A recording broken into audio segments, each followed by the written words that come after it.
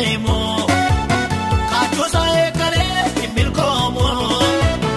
iddoon taanetta duunetti dhiya yoo rakkate sinqaamu hiriya nuti faafamtu wannaabe obboloota wal dadhaabe jaalalaan godhuu jalqaabe karaa isaanii gargar taabe kakuu guddaan buldoora too jiru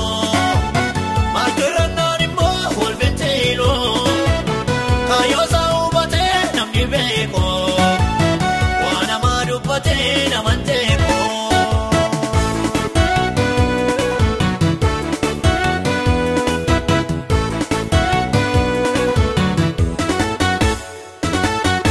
Waa hubatee beekame namni kaako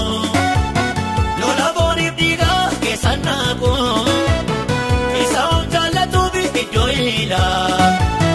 waaqa arjaa sana tolu wajjin jira nuti faafamtu wal dhaabe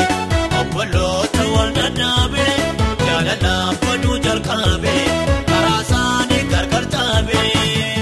lafti bal'aan fuuldura too jiru maaltu bannaan immoo wal benteelo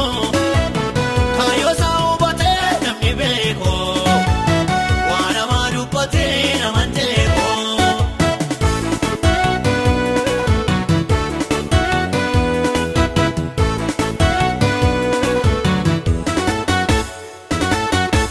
Abrahaam illee lataa eebbifame lootitu diinotaan doorsifame garraamonni booddee lafa dhaaloo waan waaqayyoo godhee gadamaaroo nuti faafamtu wal dhaabe obboloota wal dadhaabe jaalalaan godhuu jalqaabe karaa isaanii gargar taabe kakuu guddaan buldoora too jiru maaltu irrannaan immoo wal benteelo kaayoo isaa hubatee namni beeko waan namaa dubbatee naman teeko.